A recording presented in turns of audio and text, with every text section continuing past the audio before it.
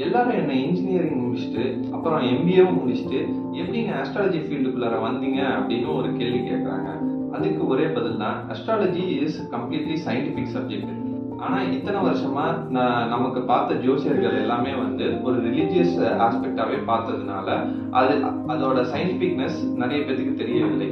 பேசிக்கா பாத்தீங்கன்னா அஸ்ட்ராலஜில 40% maths, 40% logical reasoning and 20% தான் இன்ட்யூஷனா ஒரு வாக்கு பலன். ஆனா இன்னைக்கு இருக்கிற கான்டெம்பரரி ஜோசியர்ஸ் வந்து அந்த 20% வாக்கு பலனை மட்டுமே வச்சுக்கிட்டு அஸ்ட்ராலஜி பண்ணிட்டு இருக்காங்க. இதுக்கு ஒரு உதாரணமும் இருக்கு. நீங்க உங்க ஜோசியரை பாத்தீங்க அப்படின்னா வந்துட்டு ராகுவும் கேதுவும் நிழல் கிரகங்கள்னு சொல்றீங்க.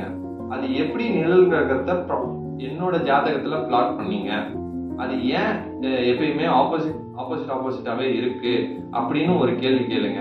இதுக்கு அவங்க பதில் சொல்லிட்டாங்கன்னா அடுத்த கேள்வி, என்னோட ஜாதகத்துல இருக்கிற கிரகங்களோட சத்பலா எவ்வளவு அப்படின்னு கேளுங்க.